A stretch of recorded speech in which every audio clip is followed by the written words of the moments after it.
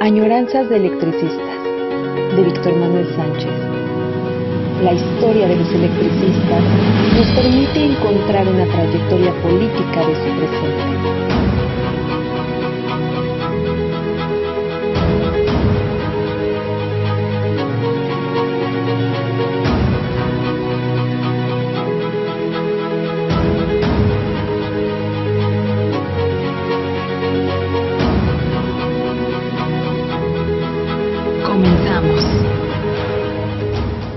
Bueno, para esta nueva añoranza de electricistas estamos recurriendo, primero, como hemos dicho siempre, agradeciendo a todo el equipo de Radio ESME, al compañero Iván Hernández, que es el que tenemos años de estar trabajando juntos y que me ha permitido, gracias a sus habilidades profesionales, técnicas, manejo de redes y pues de todo el equipo de audio, luz y demás, el que nos permite que Añoranza de Electricistas ya tengamos tanto tiempo de estar pasándolos para que comentemos, expliquemos acerca de la historia del Sindicato Mexicano de Electricistas.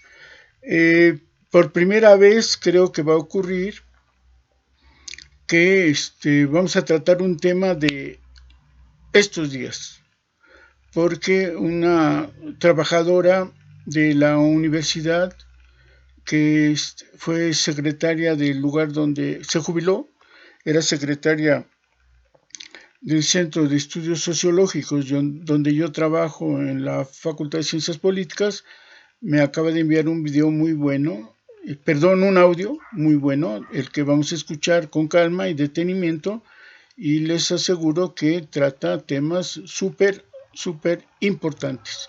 Así es que gracias al apagón, por supuesto, están resaltando cosas significativas y bueno, ya no digo más, se debe justo al apagón que se sufrió en el norte. Recuerden primero que antes hubo más un apagón en el centro de la zona del país y ahora en el norte de la República, que efectivamente por la privatización de la industria eléctrica, de todo, pero especialmente el apagón se debe a la privatización de la industria eléctrica, ocurrió que no somos autosuficientes en energía eléctrica, cuando todo el sistema eléctrico nacional no solo estaba interconectado, sino que estas dos empresas que manejaba Comisión Federal, incluyendo pues la propia CFE y en el centro la Compañía de Luz y Fuerza del centro, permitía tener respuesta de capacidad suficiente para el país.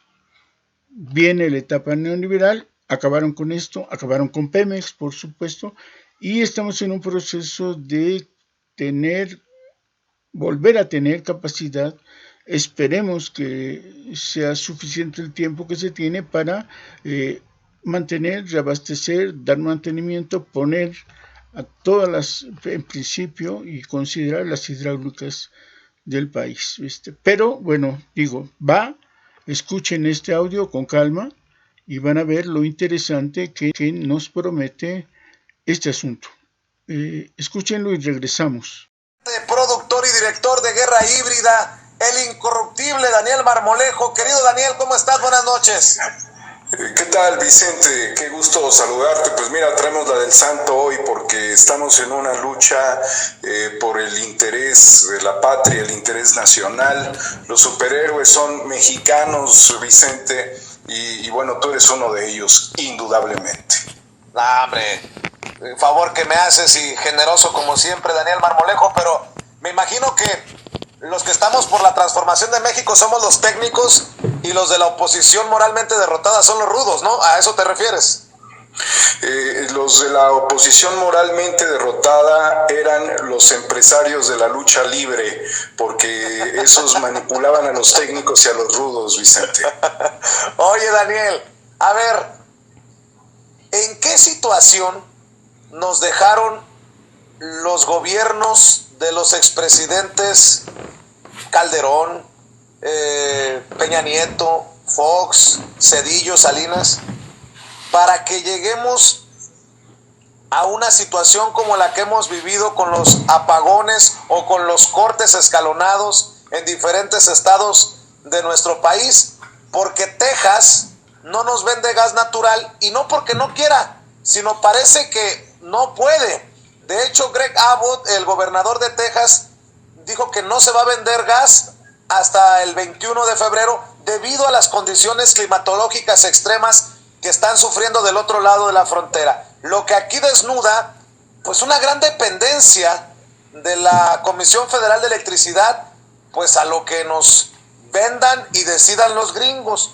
¿Podemos hablar de soberanía energética o podemos aspirar en estos momentos a llegar a una soberanía energética, querido Daniel?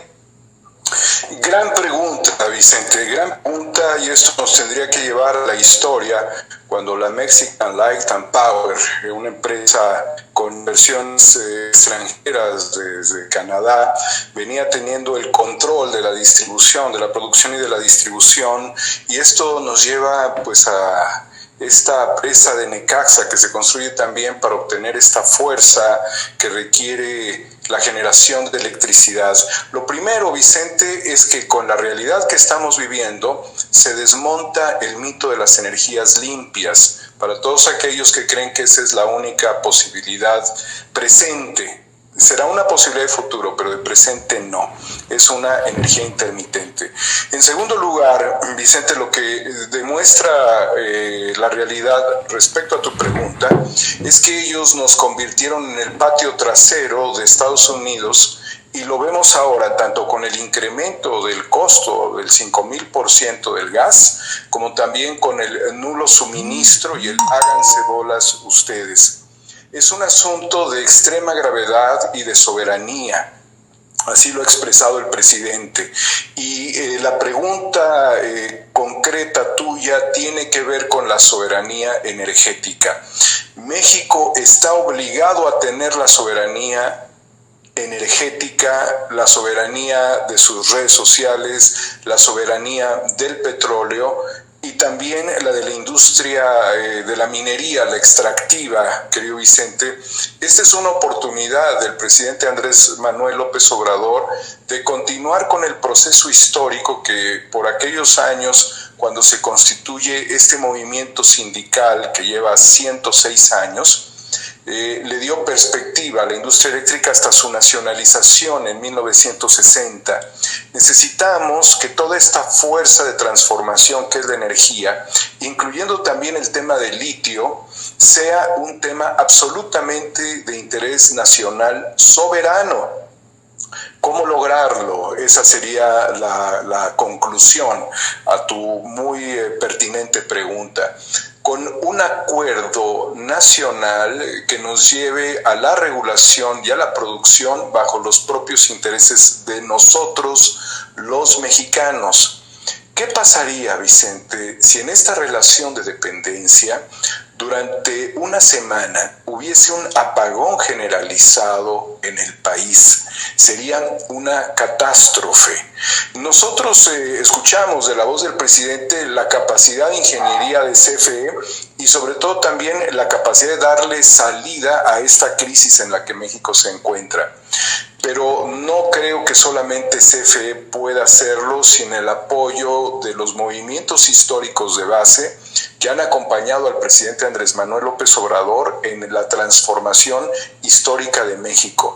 Lo que hizo Calderón fue, con su adicción a los cárteles, entregarle a los españoles todo este control que ellos además pudieron mover en la relación con Estados Unidos prácticamente para la compra del gas para esta generación.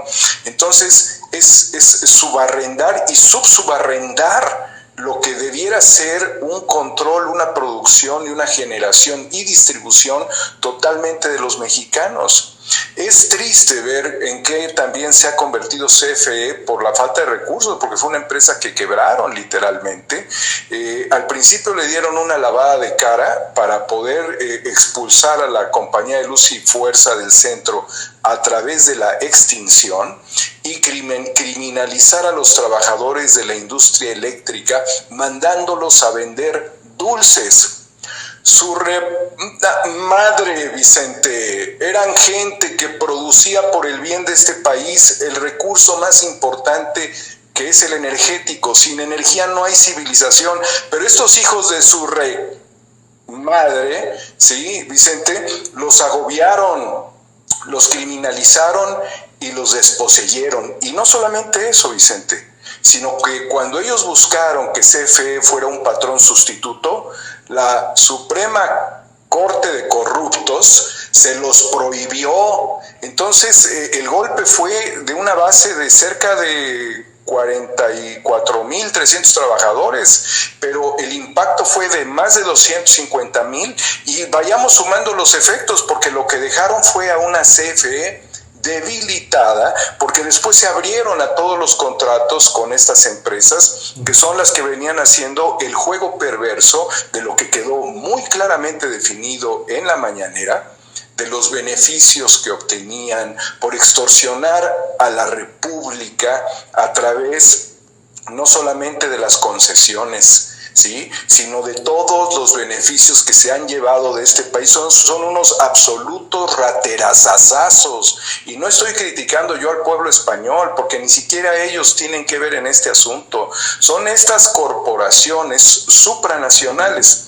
Pero ¿qué pasa, Vicente? ¿Qué pasaría si nosotros, bajo este encadenamiento al que nos llevó Felipe Calderón Hinojosa, este psicópata en el poder, y que además está definido como un narcisista maligno, continuara indefinidamente sin el soporte técnico que requerimos? La condena de un apagón energético es lo peor que le puede pasar a una nación en tiempos electorales, Vicente, y bajo las circunstancias climáticas que se están sufriendo en este momento en el norte de la República.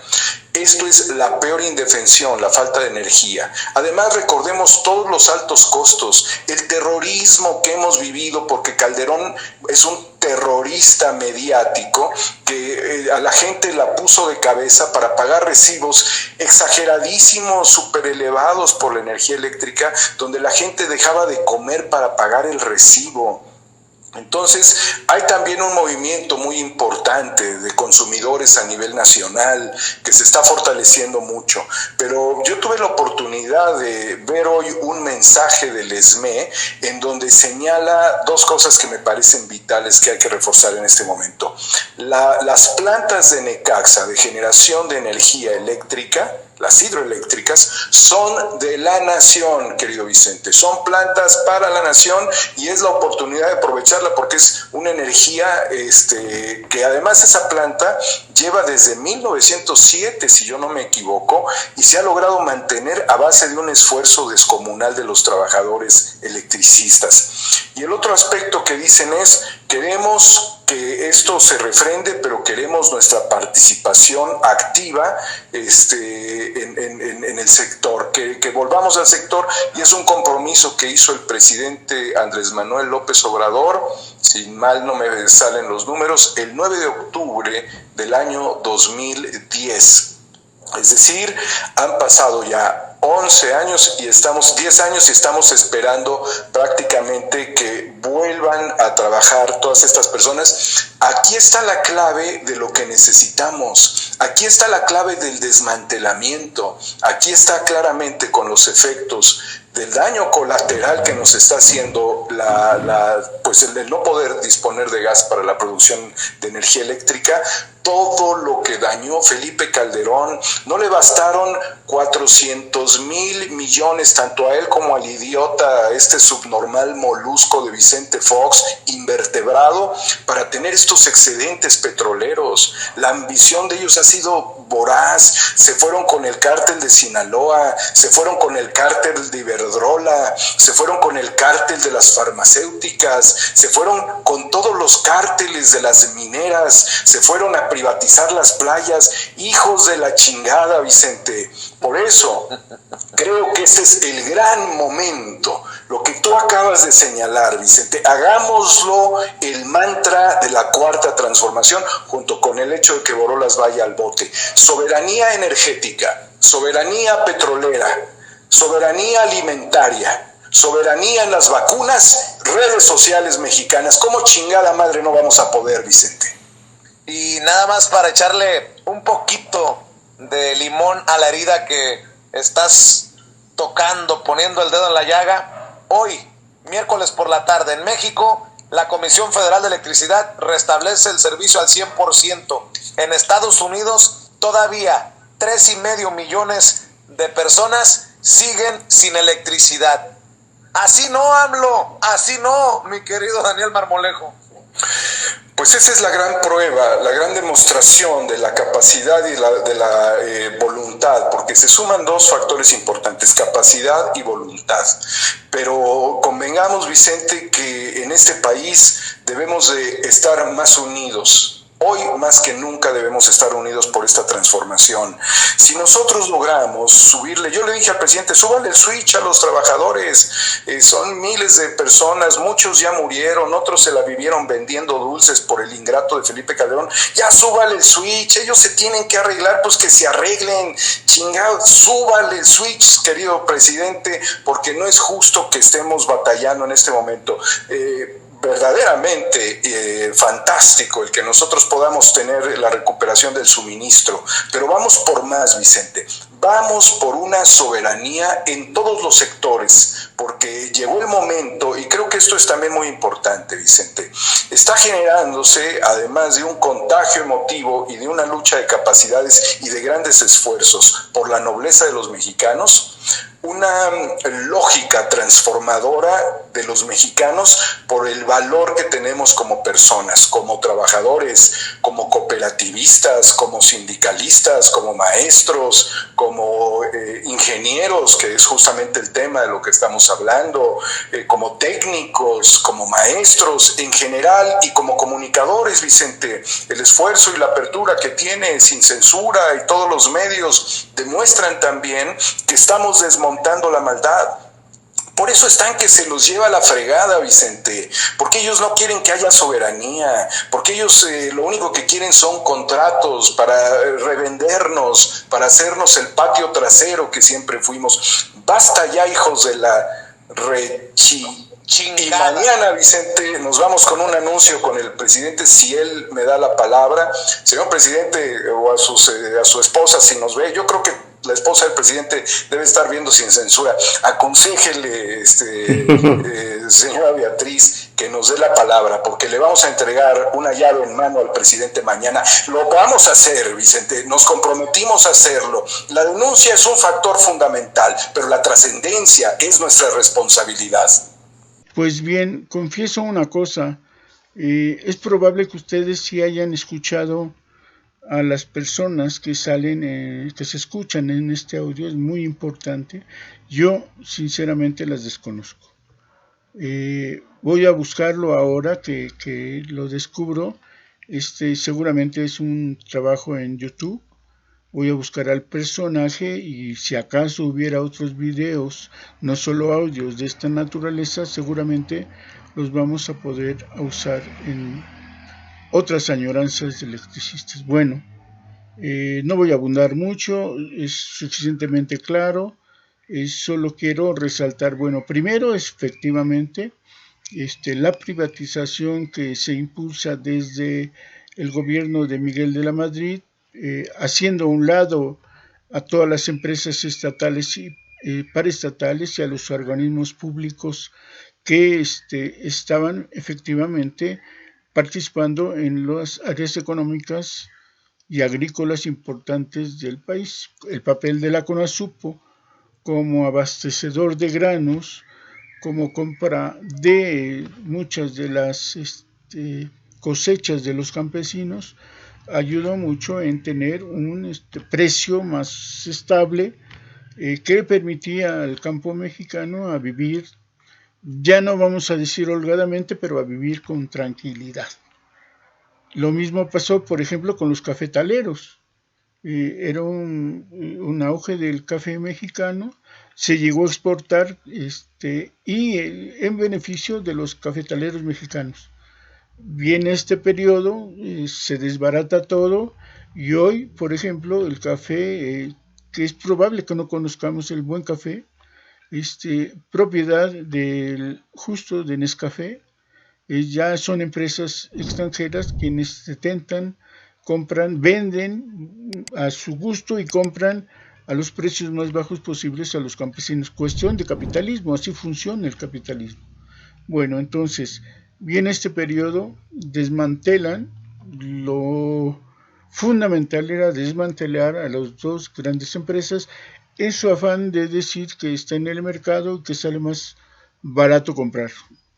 Falso de toda falsedad, nunca va a ser más barato comprar porque lo compras y te haces dependiente.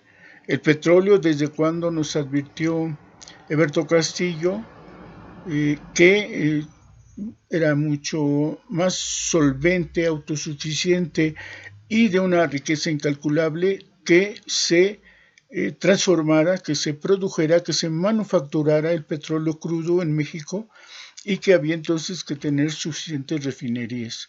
Lo mismo pasa con la electricidad. Hay muchos ríos todavía, incluso en el propio sureste, donde no se está haciendo una labor para utilizar aún ahora la riqueza de los ríos. Incluso las inundaciones de Tabasco se pueden ir acabando si además de lo que se va a hacer se creara otra presa, otra generadora de electricidad a través del agua.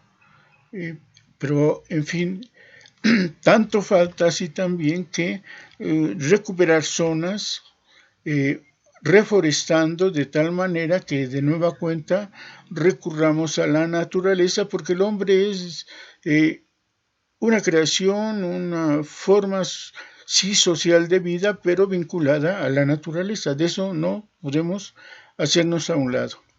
Entonces esto hay que resaltar de este audio. Además, es evidente que la privatización provocó estos desequilibrios.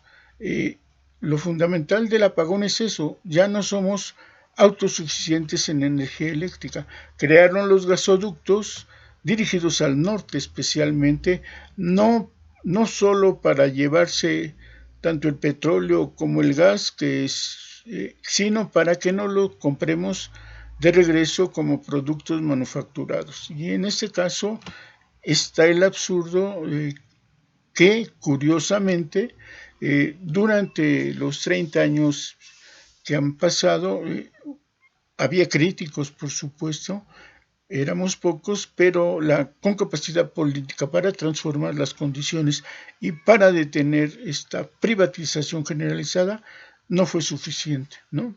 Y en el caso de la electricidad, lo que sí reconocemos, y creo que todo el mundo lo sabemos, es que el único organismo social público defensor para detener la privatización de la energía eléctrica fue el Sindicato Mexicano de Electricistas.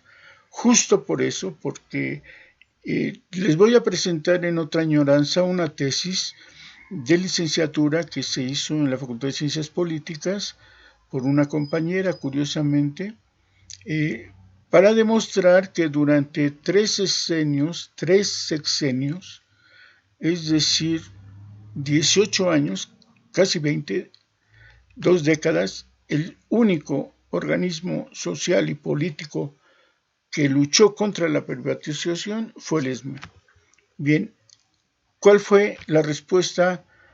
Bueno, por supuesto, la primera fue que en los gobiernos anteriores estaban muy molestos, tenían una piedrita en el zapato, porque hay que reconocer que un solo sindicato en el mundo del trabajo y en el mundo sociopolítico de las organizaciones obreras, un sindicato es pequeño. El sector estratégico, por supuesto, lo dimensiona, pero fue precisamente esta lucha durante 20 años en que, queriendo privatización, así como dar un golpe al sindicato, Calderón es el que lo culmina.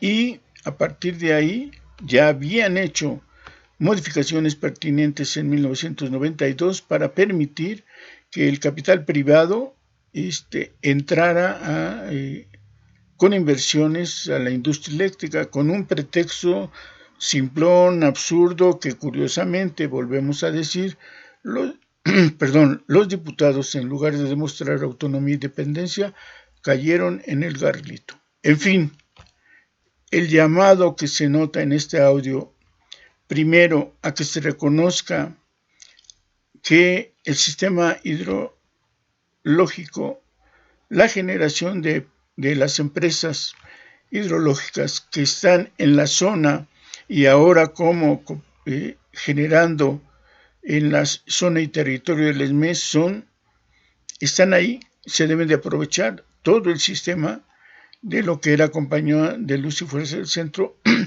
está a disposición del gobierno. Y por otro lado, en un debate que no se acaba, yo diría, que me perdonen todos los que opinan lo contrario, que son muchos, si el outsourcing funciona con contratos, se puede aprovechar. Hoy por hoy me temo que la cooperativa del ESME, su salida la tiene con que en esta zona y territorio del ESME, para empezar, se le permita trabajar a través de la cooperativa en su quehacer, en su materia de trabajo y en su territorio de trabajo, en la industria eléctrica.